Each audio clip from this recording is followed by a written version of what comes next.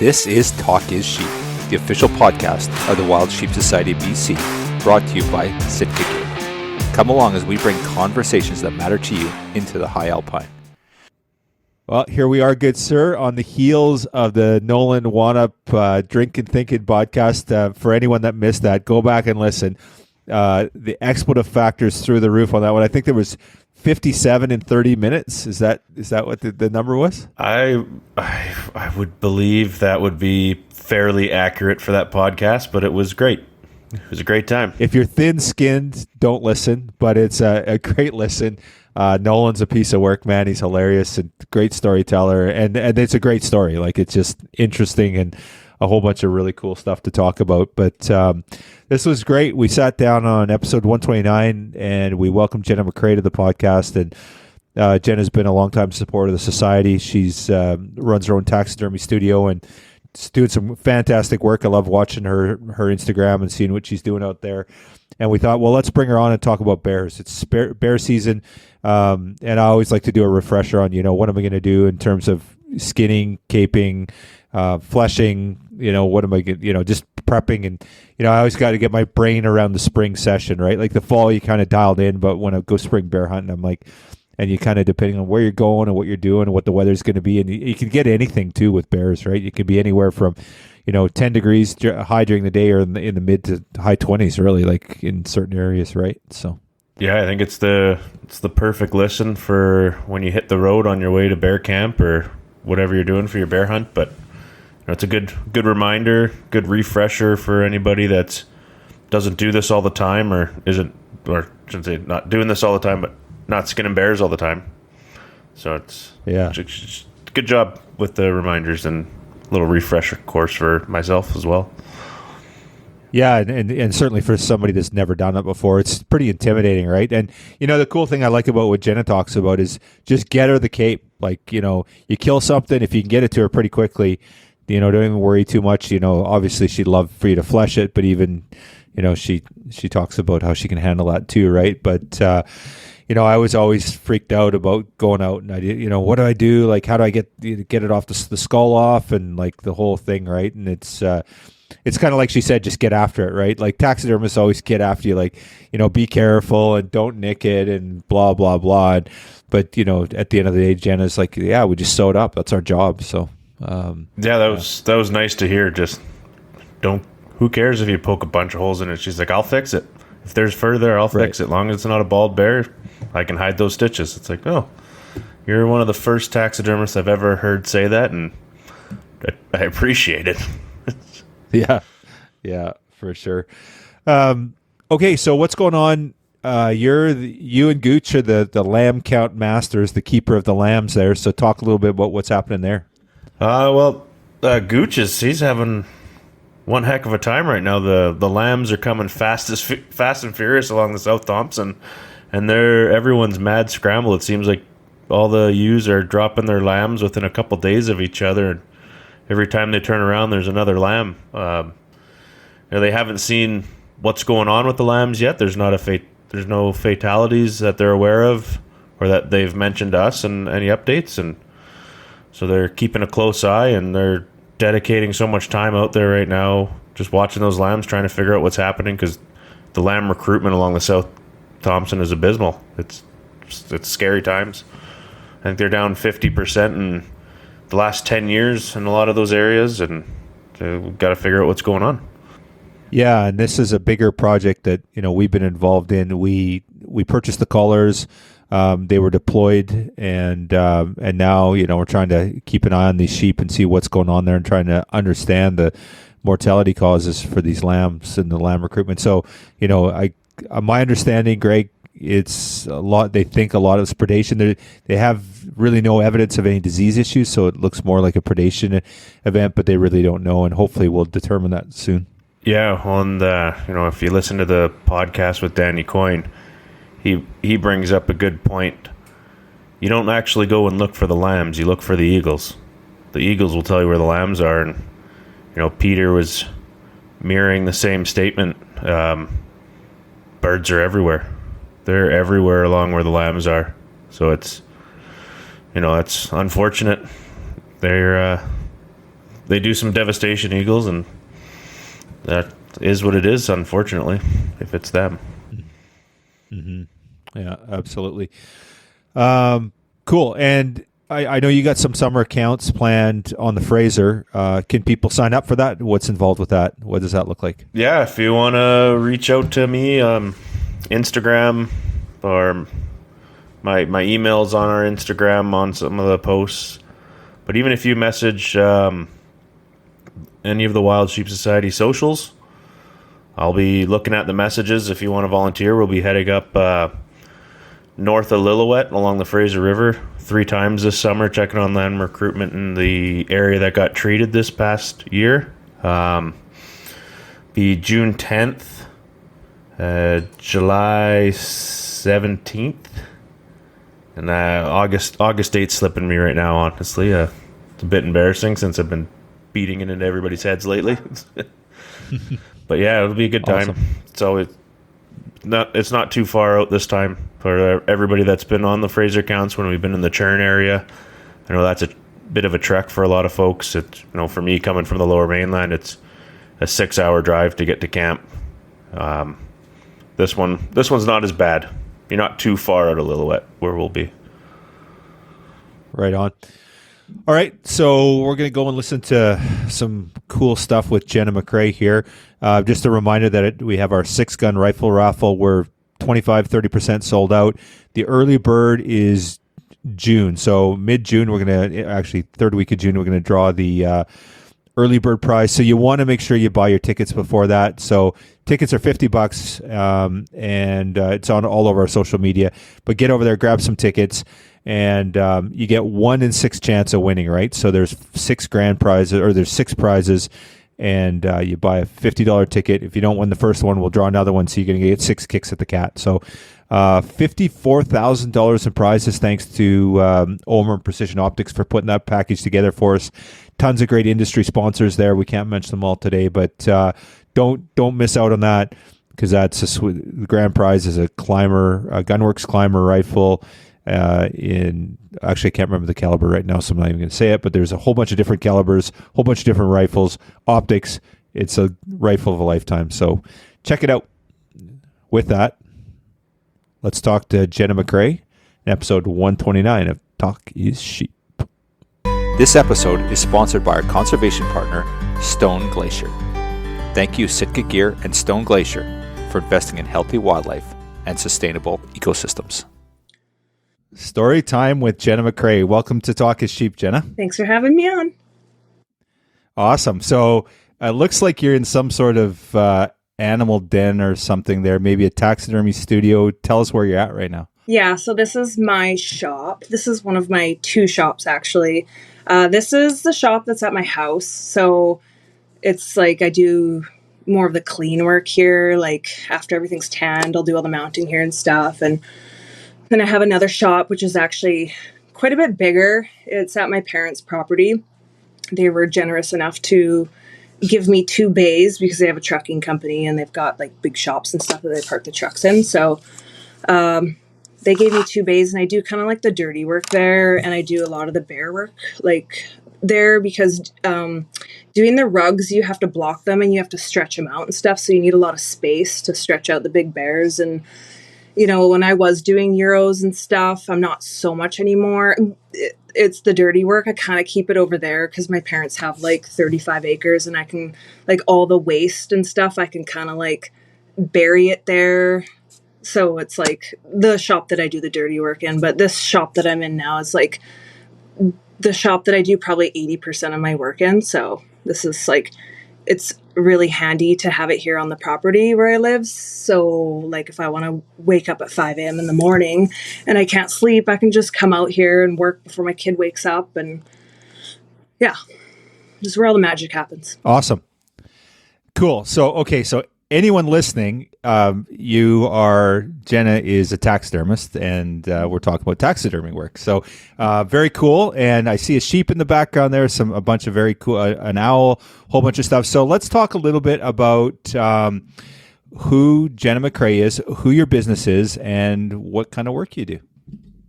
So who I am, that's like the $1,000,000 question. It's always like you get so much pressure on this question. It's like, it's almost like a resume, your cover letter. You have to like explain who you are. But I am obviously a taxidermist. I've been a taxidermist for about 6 years now. I grew up in a hunting and fishing family. I was kind of a tomboy growing up. I still am. Raised on a farm. We were really like farm to plate. Everything that we ate growing up was either foraged in the bush or like we grew it on the farm. Me and my dad, we grew chickens, poultry, turkeys and stuff. And I had two older brothers, but I don't know why they didn't help my dad do it. It was just me and him. Like that was kind of like our thing that we did together. So we would do like a whole processing line. Like he would, dip the chickens and get all the feathers off and stuff. And I would gut them and like we'd have this whole processing line. And our freezer was full of good stuff like, chickens, turkeys, and like moose and deer and stuff. And we spent a lot of time at our family cabin up in Loon Lake. And yeah, we did a lot of hunting and stuff like that. So I was kind of the kid growing up, the tomboy kid in elementary school, and like my lunches were grouse legs and and trout sandwiches and stuff. So yeah, that was me growing up. That's kind of who I am. And yeah, I just like I said, growing up in a fishing and hunting family, I just kind of like evolved into this job. I have ADHD, so it's funny. I don't want to like blame any of my stuff on ADHD, but it's like I need stimulation in like special like ways, like this is a job perfect for me doing taxidermy because it's like I always have like crazy animals coming in and I'm like, oh wow, like every animal's different. So I kind of evolved into this job. It kind of came natural to me. So like I actually went to school to do baking and pastry to make wedding cakes. So I was a lot like into fine detailing and stuff. So, I mean, that really kind of translate really, really well into taxidermy because you have to be really, attention to detail. Everything has to be pretty bang on. So it's kind of like who I am.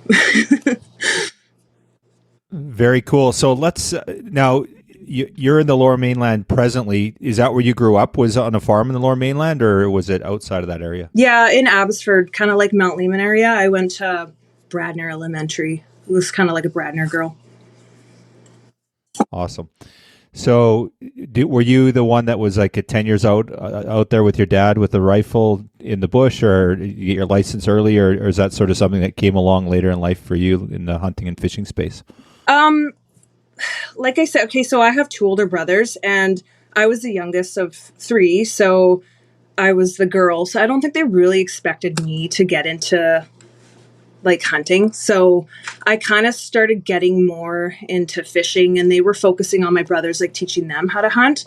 But growing up with two brothers, I was like, I can do anything that you can do and I can do it better. So eventually like I got really big into fishing and I focused on that. And then eventually I got into like bow hunting and stuff like that. So I kind of got into it on my own. It wasn't my dad so much that I was hanging around with. I was just watching them and learning from them.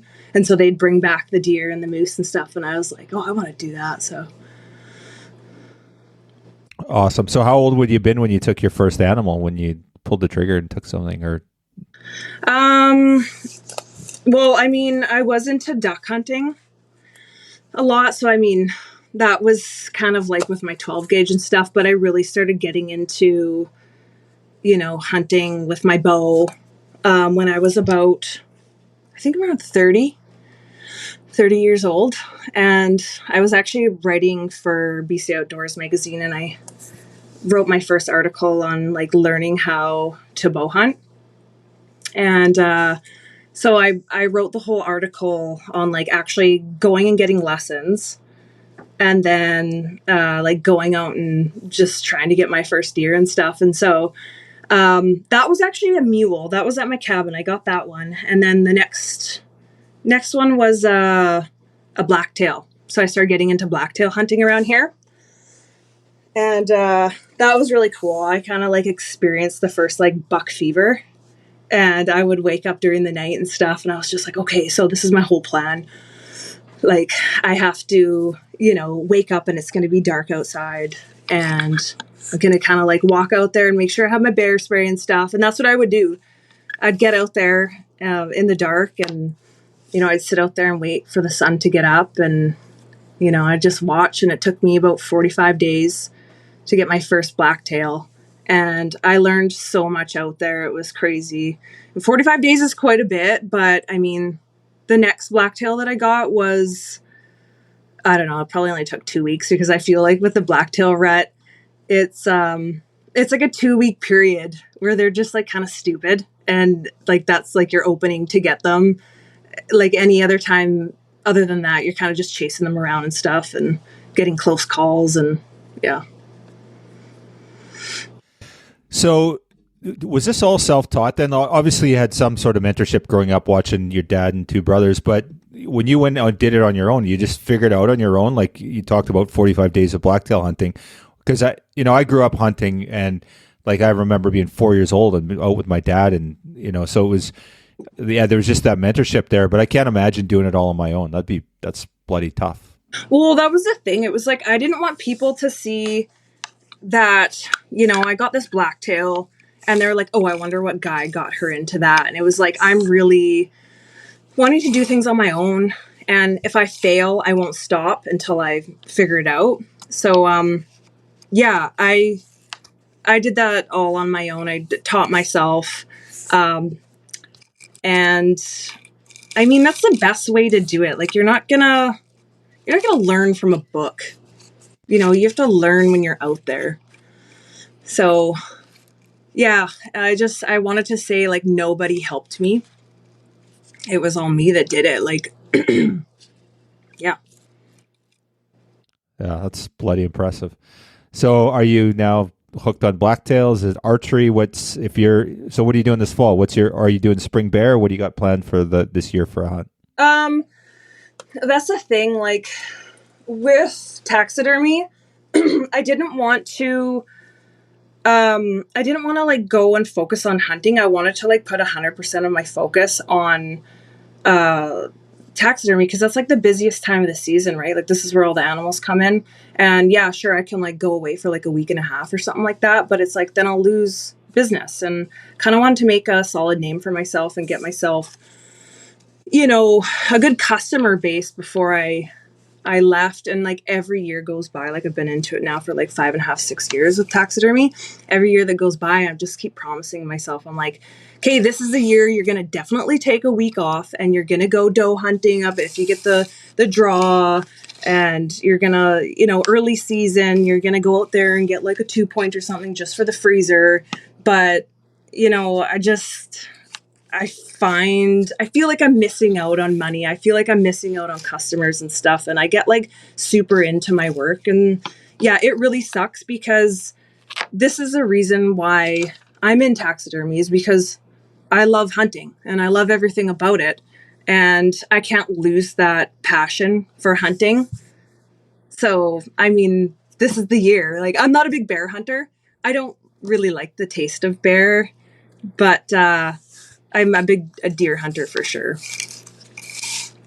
Cool. Okay, you talked a little bit about farm to table. You talked about your parents having the 35 acres. So obviously they still have some land. You're in town.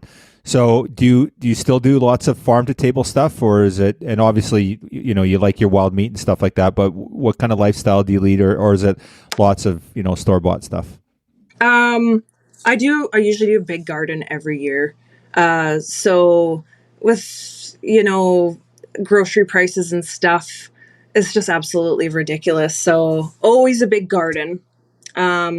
Unfortunately, you can kind of only grow stuff for a few months of the year. But I try and freeze everything so you can kind of access it through the winter and stuff like that. And then I just made a big order actually for some broiler hens, broiler birds, some chickens.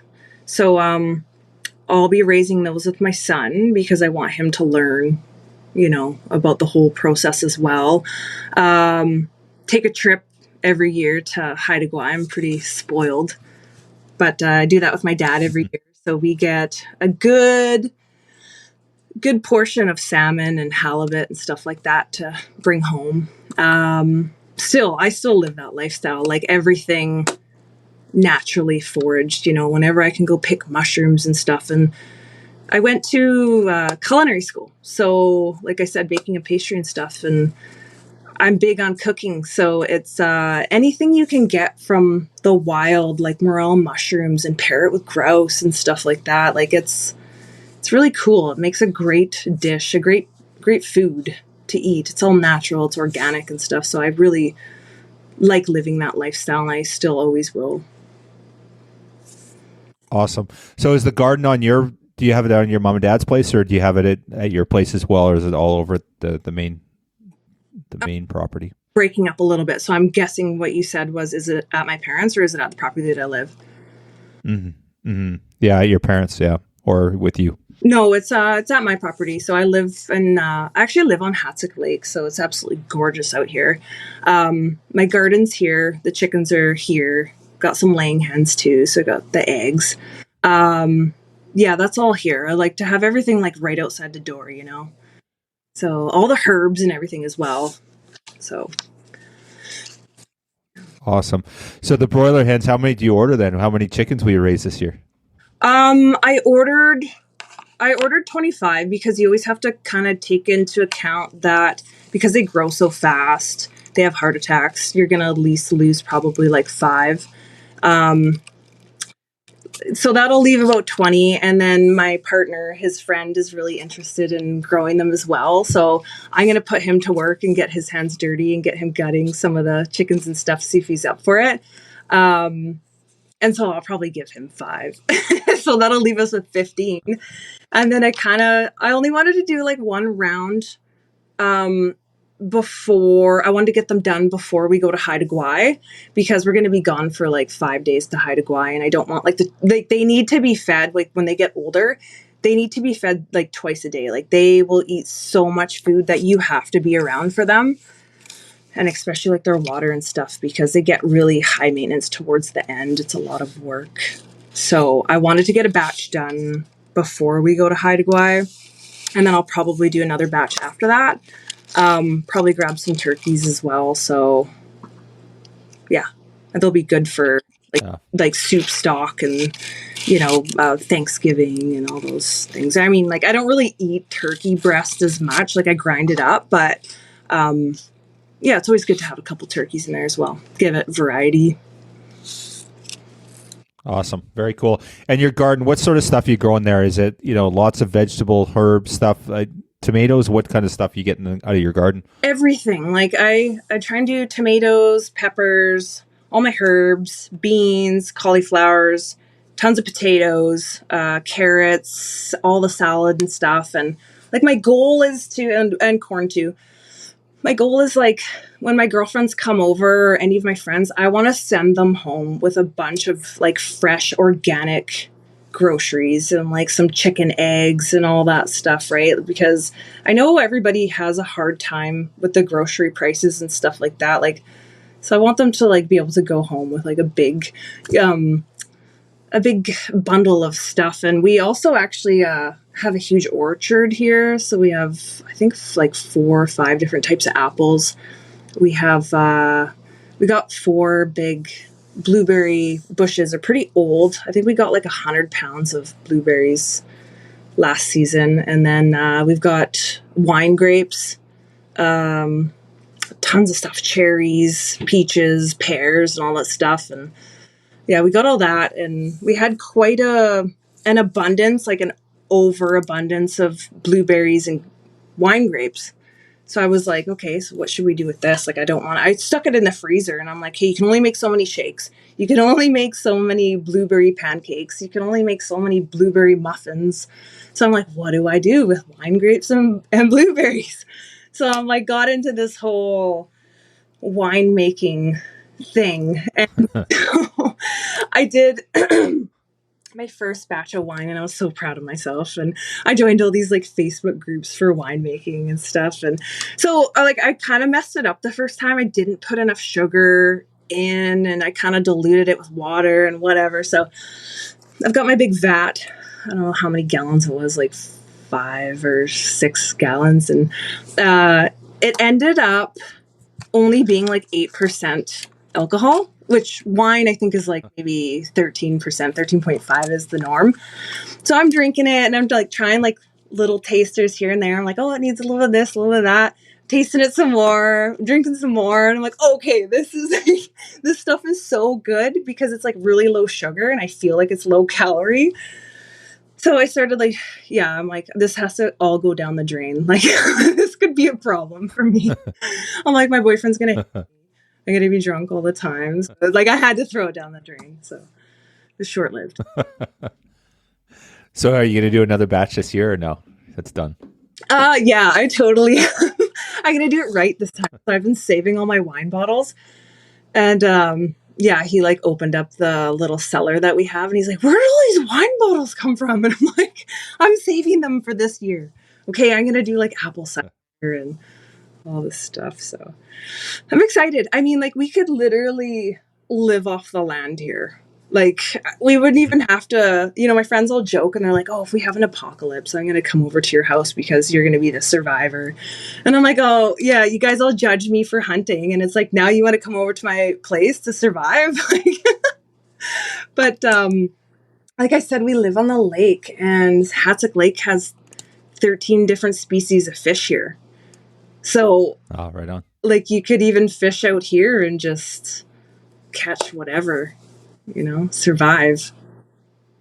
So. Yeah, Well, I Hatzick think Lake's a fun one to fish. It's got a little everything. Have you fished I head it? down there with my son. Yep, my son and I come down there. We'll even, after work, fish right off the highway.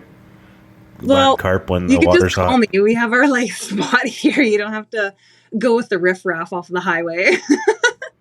Yeah, fair enough. Yeah, so right now I'm like learning how to catch carp. I have caught a carp here before, just a glorified goldfish, basically. And I figured you could just throw a hook in the water with like a piece of bread, like all like smushed up. But they are so smart. So I got one of my friends. Actually, I just met up with him earlier today. And he's got this whole kit for me. And he's like, these are boilies. These are flavored pieces of corn. This is like the whole rig setup that you have to do. And you have to hook this to this. And I'm like, really? I thought you could just throw like a mono line out with a hook and just some corn and it would be fine. But apparently they're really smart. So I'm going to actually like throw some stuff out for them and they can like come up and swim. And then they get into the routine of knowing that this is the feeding spot. I don't think it's illegal because it's just a carp. They're an invasive species and it's not like I'm chumming them, but, yeah, that's my goal right now. I have to catch a carp. Like it's on my list. Like I'm going to go crazy. It's like blacktail hunting. If I have to do it myself, I have to get that carp. So just stay tuned for my Instagram. I will post a carp soon when I catch one. That's awesome.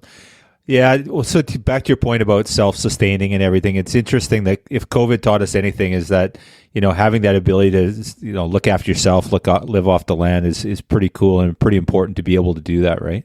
Yeah. And it's with inflation and everything. And it's like, now people, like I've got a garden too and stuff. I don't have any chickens, unfortunately, but, I just think it's really important to be able to do that. And honestly, like the cost of a garden and stuff is relatively cheap compared to, groceries these days and everything too, right? It is and it isn't. Like, so we ordered a bunch of soil. The soil was like $600 to fill up the beds. Yeah, and the seeds and stuff are not too bad, but I mean, yeah, it does end up being cheaper, and I'd like to not spend so much money on veggies and stuff like that. I'd just like to, yeah, I mean, I feel like it's not that much cheaper, but it's for a better cause, for organic and eating more healthy. So Well, certainly the quality's there, right? And you're thinking like, I was talking to that with my kid the other day that we had some stuff from the garden. I'm like, you think about this carrot, how many weeks has this carrot been out of the ground? And then we just, we'll take and like eat fresh carrots from the garden, right? It's just such a huge difference. Yeah. The taste is different too. Yeah, absolutely. And where it's coming from and a whole bunch of other stuff too. Yeah, I haven't quite figured out gardening yet, but I same thing. I grew up on the farm. We just used to put it in the ground and water it, but now there's all these different things we have to do to be successful. It is. It's like potatoes. It's like, yeah, everything is an art. It's totally like do it and learn from doing it. Like potatoes, you don't water them. That's like the biggest thing. Like they don't need a lot of water, and it's just you learn all these things from like trial and error. So, yeah, I mean, it takes years to learn it. Yeah, absolutely. Okay, let's talk about some taxidermy stuff. So it's spring bear, and Greg and I were talking about this. We listened to one of your Instagram posts recently, or something on social, and you're giving some tips and tricks for people heading out in the field. So let's talk specifically about bears. I know you do a lot of bear work there, Jenna. So what are some of the things that people need to be thinking about? And I like to. I'm not an experienced bear hunter. I've had the fortune to harvest a few over the years, but for me, it's like, there's a lot of thinking to like, how are you going to manage this about being in the field before you even go? So, when people are thinking about heading out there, what should they be thinking about, like for taking for salt, if they're going to be out for multiple days, maybe they're going to go for 3 or 4 days and not come back because they have a few tags, that sort of stuff. So what sort of things do people need to be thinking about before they go? So I said in one of my posts that, and it wasn't very clear, about salting your hides, and that was excuse me, it's a really sketchy subject to talk about, because I don't want to tell people to not salt their hides and then they go out and they don't treat their hide properly and it starts to go green and they lose hair, and it's my fault because I said not to salt it. But it really depends on like the temperature out. I mean, like, how to treat fresh meat before it goes bad. You have to kind of treat your hide the same. So salting is good if you're, say, up on the mountain and sheep hunting and it's hot and you can't get back to your vehicle and get your hide cooled down right away. I mean, if you can get your hide in the cooler within, I don't want to say like 4 hours, but like I think like the good window, you'd have about 3 or 4 hours before you get it in the cooler. If you can't get it in the cooler that soon, then apply salt. But if I get something that's like salted and people didn't cut the flesh off of it, like the fat and stuff, and kind of prep it prior, it dries everything up like jerky. And when I go to flesh it and prep it for the tannery, it's so easy to cut holes in it and you just can't get that meat off of it. And it doesn't even matter if it's bear or elk or deer. Salting it can be a complete nightmare for us. So only when you really just can't get it in the cooler. Yeah, that's one of the biggest ones for me. I mean, like, to prep going out, I would say, yeah, I mean, another thing I tell people is when you want a rug, just make sure you're making all the cuts properly. I have a lot of people bringing full bears to me because they don't want to mess up the cuts. It's really not that hard. You just have to make one main cut down the center of the body, and then start at the wrists and work your way back to the main cut that you did all the way down the trunk of the body. But make sure every cut that you do is the same cut that you did on the other side, because it makes it even when you lay the hide out flat. So you don't have to like cut a piece off this side and put it on that side. You just have to make sure your cuts are even. So that's kind of my 2 tips that were really important. Now, one of the things I used to do is I would take a diagram and just, kind of get it. And you're right. It is like cut it down the middle and then wrists and so forth. But for a neophyte like me, I was like, I just didn't have any clue. So is there any diagrams or any like information that people can use? And for somebody especially that's going to do like keep the head and do like the full rug and the whole, like, you know, and do it properly, or maybe do a full mount, for example, if they're thinking about shooting a bigger bear, what do they, you know, how do you approach that? I actually wrote an article on it. It's on my Instagram. If you go to my Instagram, McRae Taxidermy, I have a link for that. And I wrote a whole article on it. It's in my bio. So if you listeners out there want to go and look at my Instagram and take a read for it, I kind of send it to all my customers and stuff. Basically, for rugs, it's just an H cut. So wrist to wrist, main cut down the trunk, and like ankle to ankle. And it looks like an H if you were to just kind of lay the whole thing out flat.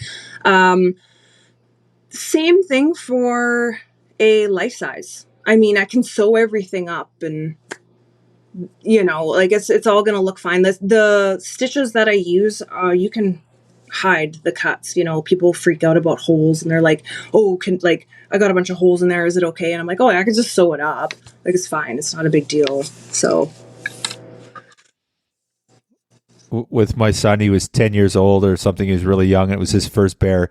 And there was literally like 50 holes on that hide. It was insane, but I made him do it himself. And he was so mad at me that he was having to flush this thing out up the lake. It was a beautiful day, and he had 3 buddies with him, and everyone was out playing, and he was having to flush this hide. He was not impressed. I mean, you can poke a lot more holes in it when it's hot out. And I understand, like, when hides come in and they're just like full of fat and people didn't flush all the fat out on the field, because the hotter it is, the more bugs that are out there, and you just kind of want to like get everything going and like put it in a truck and go and get to the butcher shop and drop it off. So I do understand. It's not like I get mad at people when they come with that. I totally understand. But yeah, the hotter it is, like the easier it is to poke holes in the hide and stuff. So it's like soft fat. It's like butter. It turns into butter when it's hot. Okay, so if somebody kills a bear, right? They're out in the field. They kill it. They skin them out, or maybe they've just got them and they take the whole bear, whatever the case may be. Throw them in the truck, get it back to camp. What's the best thing to do? Do they want to get that hide off immediately and start cooling it down? Like, I know when we're sheep hunting and that sort of stuff, that's something you want to do. And caribou, like, get it off, get it cooled down, and then so you get the hide off. Are you fleshing it right away? Are you cooling it down? Do you want to get it near a lake where it's cooler? Maybe, perhaps. I know you don't want to get it in the lake, but what's the best thing to do as soon as you've skinned that bear out? What should you be doing next? Should it be fleshing or cooling, or what should be your next step? Well, you want to hang your bear, obviously, and then get the hide off it, because the hide's going to keep the heat in there. And you know, like, bacteria is what makes things go bad, and heat. Bacteria needs heat, it needs moisture, and it needs food. So bacteria is the enemy, right? So get the hide off, cool it down. If you definitely don't get it wet, because moisture causes more bacteria to grow.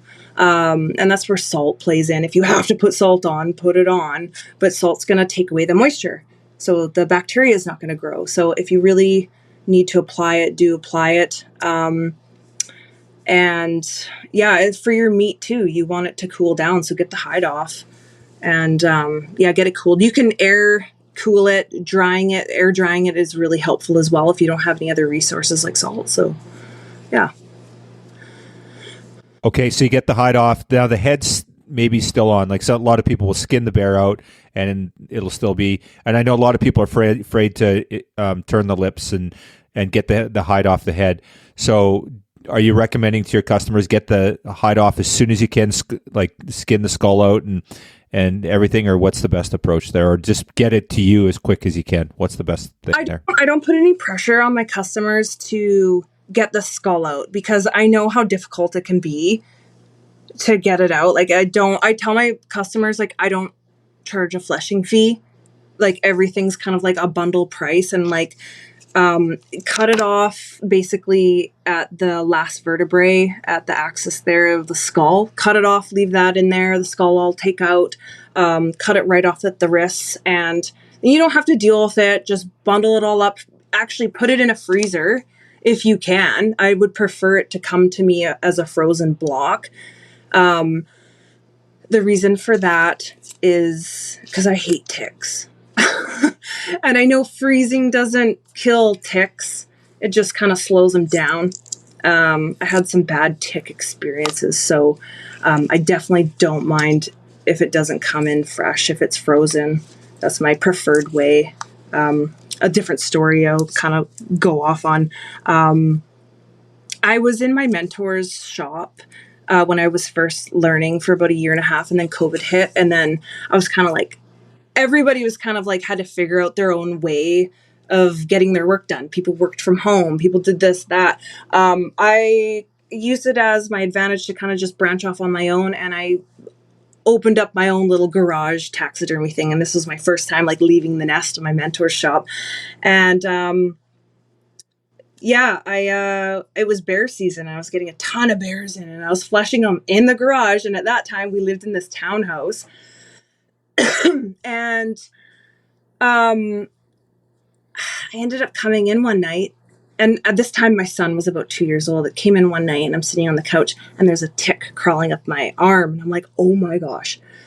And so I was kind of grossed out, and so I killed the tick. And then 2 days later, my boyfriend's sitting on the couch, and tick's crawling up the back of his neck, and I'm like, I am going to be absolutely devastated if I find a tick on my son. So I was like, freeze everything from here on out. And I haven't had a problem after I freeze hides and stuff, and then dealing with them out, thawing them out, and then fleshing them. So yeah, bring them to me frozen. I don't mind. Okay. So someone's in the field, they've killed their bear, they've skinned it out now. And typical spring day, right? Like it's warmish. It's maybe getting up to the high teens, maybe in the 20s, maybe. Should they be fleshing it and then rolling it and trying to get it someplace cool? A lot of people don't have a freezer out there, but some people, like if they're there for multi-days, what's the best approach? Do they want to wrap it up, salt it, and have it in a cool area near a creek or something like that? Yeah. What are your thoughts there? If you're out there and it's 20 degrees, you have to lay that hide out, get all the fat off of it. And then are you like saying that they have salt with them? Yeah, I think, I know that I carry salt. If I'm going to go for multi-days and I'm not going to get into a freezer, I carry salt with me. So I think most people would probably plan that. Like, the other option is just pack up and go home and get it to, to a freezer or to you or whatever, right? But yeah. No, if you're going to be out and it's 20 degrees, definitely you got to put the time into that hide and get as much fat and flesh as you can off of it. Get it all the way down to the skin. If you can see the hair follicles, you're getting down to the skin. That's perfect. Get all the fat off, all the meat off. If you can YouTube how to split the lips, it's really not that hard. Split the lips, get into the eyes, all the crevices of the nose and stuff. Expose everything that you possibly can that you can get salt on. The ears, flip the ears inside out, expose the cartilage, get salt on there. Just make it clean as you can, because bacteria won't grow. So I like anywhere you can keep it cool, that's the best. And yeah, apply salt. It's not going to be a big deal if there's no like fat and meat and stuff on there, and then you apply salt. That's basically what I do to prep the hide to get it to the tannery. But it's just when people apply salt and there's fat and meat on there, that's what makes it really hard for me. And I guess the other risk too is that, okay, you've fleshed it, you've salted it, but if you haven't taken the skull off and you haven't turned the lips and the ears, that's a spot where that bacteria is going to start to grow, and you're going to have issues with that going bad, right? Yeah. So, I mean, if you can get it into a bag and put it into a creek, that would obviously cool it down. That would be a good idea. And obviously not get wet. Yeah. Double bag it. Yeah, that's on it. Like when we were in the old days, when we were grizzly hunting, that's what we would do. We'd take these industrial garbage bags and then we double bag it. And super hot weather we were experiencing, and we just put it in a creek, kind of partially submerged, a couple rocks on top, and it was good. It was in there for a week, and we never had any issues. We salted it, but it held up pretty well. So. Yeah, that's good. Good idea. Now, for somebody that's going to be out there and they're going to salt it, and they're going to, I guess, take the skull off. How far up do you go? Like, how far does your cut go up? Like right up to the base of the chin, or how far can you go without going too far? Or do you just stop at the neck and then just kind of peel it back as you're skinning? Well, you can really, like with rugs, I cut it all the way up to like just below the chin, because with rugs, you really only need like a couple inches of the front part of the mouth, especially when it's open mouth. Closed mouth, you probably need about 4 inches from the mouth. It's really, I mean, like I said, you can sew anything up. That is what taxidermy is. You can fix anything. You're taxing around skin, you're sewing up holes. I don't stress it too much to like where you're making your cuts and stuff, because it's all going on the same form. So, yeah. If you have a bear that's like rubbed all of his fur off, maybe that'll be a bit of a challenge to hide the stitches. But yeah, I would say to be safe, leave about 4 inches from the mouth. Okay. And then for the paws and stuff like that, for somebody that wants to do a full mount and they want to preserve, like how do you manage that? Like to skin out the feet and everything like that. That's always been the actual paws. Yeah. So it wasn't when I first started doing like fleshing bears. This was, it took me about 20 minutes a paw, and now it's like I try and race myself. And I'm just like, how fast can I do this paw? How fast can I get the paw out? And I'm like, now I'm at 5 minutes. But anybody who's trying it, 20 minutes, if you go around that time, don't feel bad if you can't do 5 minutes. So I would say when you're making your cut all the way up the arm or the leg, get to the pad. And I prefer when people cut right straight to the middle of the pad. And then you would I'm hoping you guys have a Havalon that you're using, because that's way easier, or some sort of razor blade. Cut all the way around the pad until you get to the first knuckle. And then you're literally going to have to skin and peel back the skin on the top of the paw to get to the first knuckle. So a lot of people who have tried to take out the paws, they don't get to the very last knuckle that is the actual nail. And if you leave the second knuckle in there, the second bone, there's more meat in there. And if the salt can't get in there, it can rot. And then you'll have a rug or a bear that its nail has popped off because it rots and it just pops off. So you want to get it to the very like nail bone, the very last one that you can get to. So yeah, you basically have to like work your way in there and cut it all out. And yeah, it's kind of hard. It's hard to explain. You just kind of have to do it hands on. Yeah. Yeah. I always get it wrong. I take it to the taxidermist. He's like, oh, you missed the last knuckle. Or there's always something, right? So yeah. The worst is it's always tough. The hardest to get the paws out is probably wolves, I would say. It's crazy. Like it's just a different structure of their nail, and they have the most incredible structure of their feet. Like I break probably 3 razor blades trying to get through one paw. Like their feet are insane. Crazy. Yeah. So in terms of tools, so you mentioned Havalon. What are you using to flesh? What's the best thing for that? Just your hunting knife, or what should people use for that? When we're doing lots of bears and lots of hides and stuff, you use an ulu. I don't know if I'm pronouncing that right, like ulu knife. It's kind of like an indigenous steel knife that they use, and it's kind of rounded. It's like half a U, and there's a technique of doing it that works really well. If you kind of learn it a bit, it ends up being a lot quicker. But it's kind of like a little talent to learn. We use that, and I like to use razor blades. I think everybody has their own preferred methods that work for them, but razor blades, the Havalons, the longest one, I think it's number 21, works the best. And it's long, a pointed end. So the pointed end works really good for getting into the paws as well, because you can kind of stick it in there and like work your way around. Right on. So somebody kills a bear, they get it home.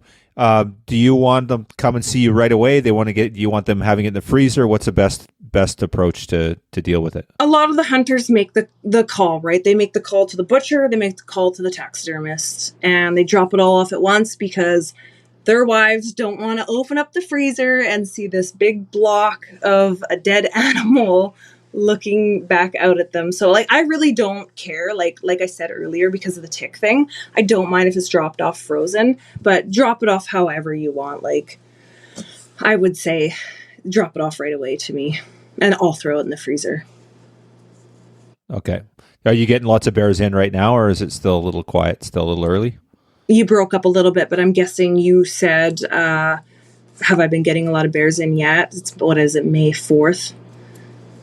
Yeah, exactly. Yeah. No, surprisingly, like usually towards the end of April, they start coming in. They've trickled in. I've got like 3 or 4 bears already, but usually by this time I've probably had about 8 bears in. Like the spring season, I usually get about 25 bears in. So we got the rest of this month. And I really honestly would not be surprised if like I got that number in the month, like the rest of the days that we have left in this month. Like there's been days where I've had like a lineup of 3 or 4 people and they're like dropping off bears. So when it's on, it's on. And when the bears are out, people are, bringing them in and the phone's ringing off the hook. So bear season's pretty good. It's just, it seems like around here with our seasons and stuff, it's like a shorter period that we can go hunting and get good luck out there. Right on. And then do you get many fall bears, or is it quieter, or how does that work? It's a lot quieter, actually. So I usually get like maybe 7 bears. And that's me not like taking euros in. That's me taking shoulder mounts and rugs and stuff. Actually, I would say with shoulder mounts, probably like 7 or 8 bears. So it's a lot quieter. It's obviously really busy with deer and everything else, and caribou and elk and moose and stuff like that. So, and that's okay because I prefer to do deer. I love doing bears, but my favorite is doing deer. So it's okay. It's okay. So deer, bear second. Where does sheep fit in there? No, let's go back. Bear would not be second. Bear would probably be at the end. They're not my most favorite to do. They're just, they're consistent is what's great. I mean, like I get a lot of work, but I would say deer are my favorite to do. Sheep would maybe be second. Third would be cats. Fourth would be wolves. Right on. How long does it take if somebody drops something off, and what's the turnaround time? How long can they expect to wait for their stuff? That's one thing I want to start working on a bit better.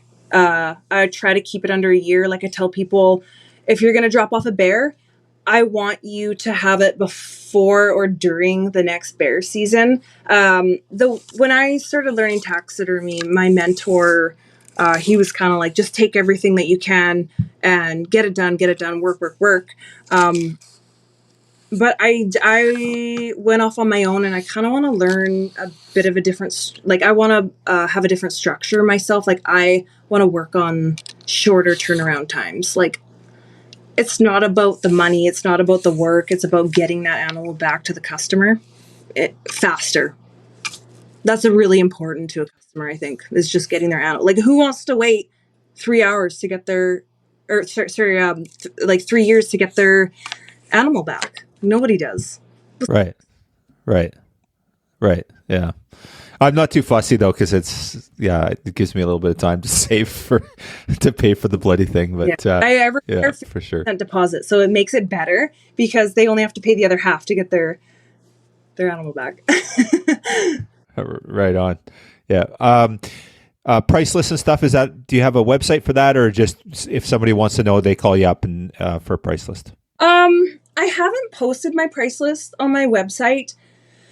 There was actually, I'm a part of a few Facebook taxidermy groups, of course. And there was a question that was posted, like, do you post your prices on your website? And a lot of people were saying that they're starting to post them because you get a lot of calls, and it's like, what's the price for this? What's the price for that? And just kind of like clear it up. So I don't, but I'm going to like, I mean, a lot of people will surf through websites and stuff and different taxidermists, and they don't even bother calling the number because it's like, oh, this person just posted their prices. Oh, okay, I'll go with that person. Like, it's just easier, right? If they see it. Mm-hmm. Mm-hmm. And how many different pieces would you work on in a year, give or take? And I know it varies, and COVID screwed all that stuff up too. But what do you look at normally in a year for number of pieces you work on? I try to keep a certain, like, the only amount of animals I will bring in is about 100 animals, and I kind of work in like taking about 5 weeks off a year, and it's not vacation. 100 animals, I can do 100 animals a year, and I have to take into consideration if my son gets sick, if I get sick, if my partner gets sick, right? Because he can't do anything because the man cold is just the worst. Things come up in life, right? So yeah, 100 animals. That's still a lot. That's crazy. Mm-hmm. Yeah. In a week, I'm probably working on about 5 different animals.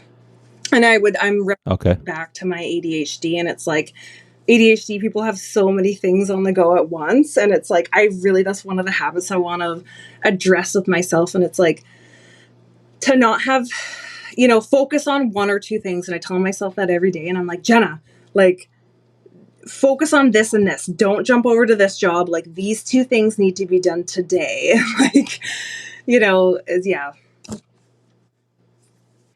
What's the worst part of the job, Jenna? What do you hate the most? Flushing bears.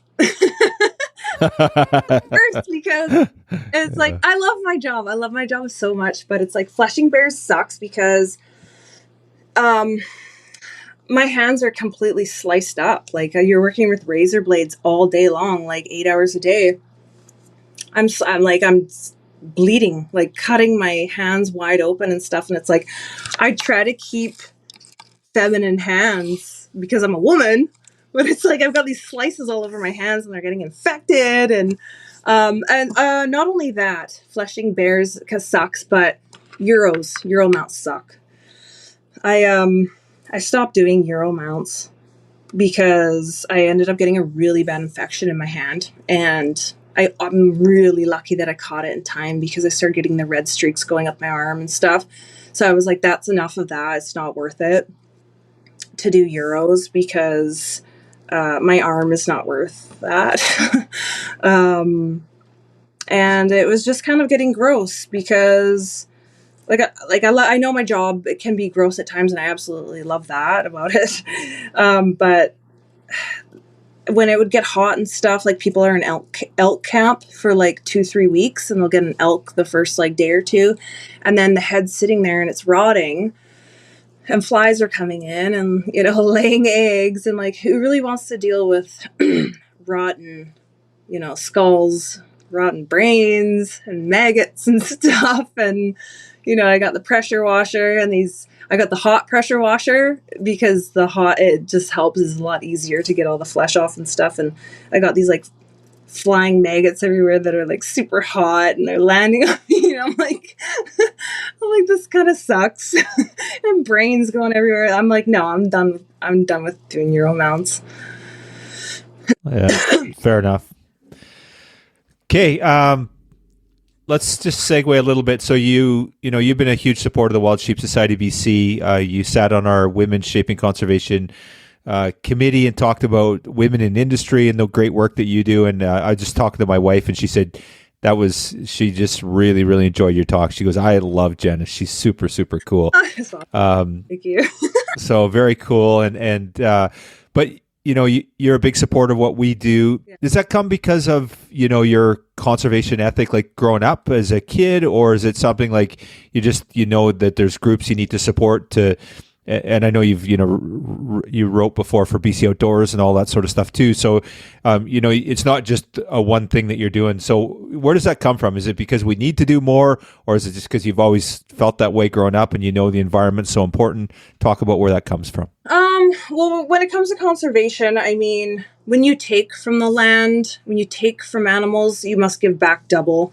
That was kind of my little motto and stuff. And a friend of mine, Steve, he was a member, or he is a member, sorry. And at the time, he was like, "Yeah, you need to sign up for the Wild Sheep Society," and blah, blah, blah. I'm like, "Okay." And he kind of like filled me in a little bit. And I'm like, "All right, let's do this." And so, I paid for my membership. And it's funny, I actually like messaged him the other day. I'm like, "Thank you so much for getting me involved with the Wild Sheep, because it's amazing the stuff that the organization does, and the awareness that it brings everybody, and the events, and it brings everybody closer and stuff. It's absolutely amazing, and it's an amazing foundation to be a part of, and I'm just really happy about that. So I mean, giving back is number one with anything.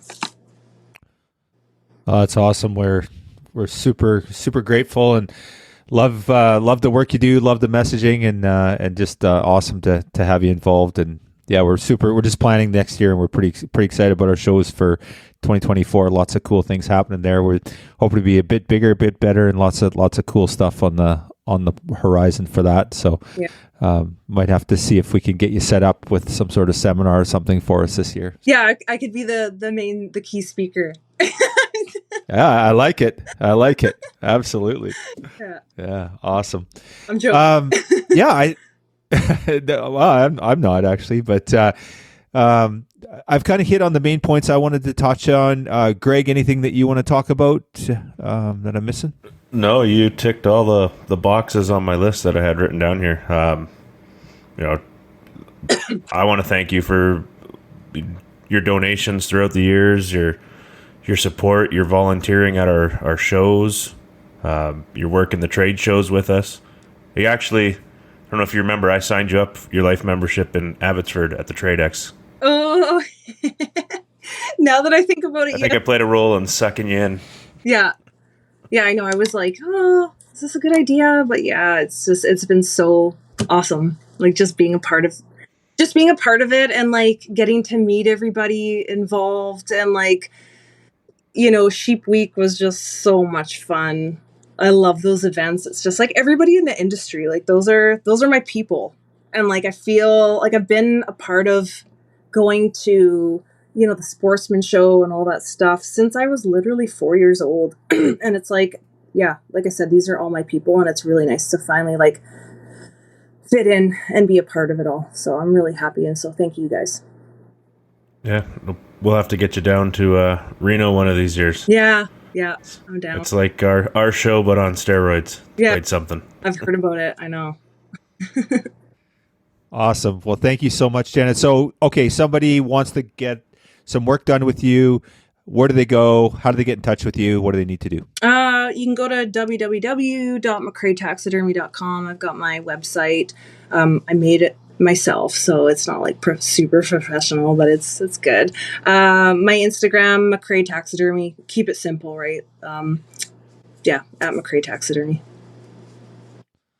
Cool. And are you taking all kinds of stuff, or are you booked up? How does it look if somebody wants to bring you some work? I'm taking basically all animals. I'm just not taking like any tan onlys. I send those directly to the tannery.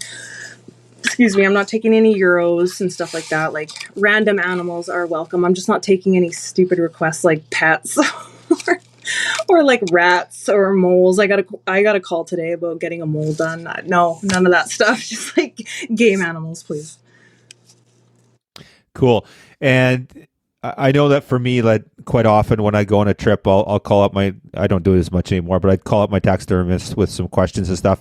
Are you up for that? Do people call you with any questions if they have any inquiries or anything or planning ahead? Yeah, absolutely. Yeah, I definitely welcome those calls. Like if you just want to ask me a few questions, like definitely how to like prepare for your hunt with the hides and stuff like that. And I'm definitely open. Give me a call if you have any questions at all. I'm definitely open for that. Awesome. Well, thank you so much for your time this evening, and look forward to we'll do this again. We'll touch base again. But thank you so much for your time and everything you do, and for the insight. I learned lots on this chat today. It was great. Awesome. Thanks for having me. See ya.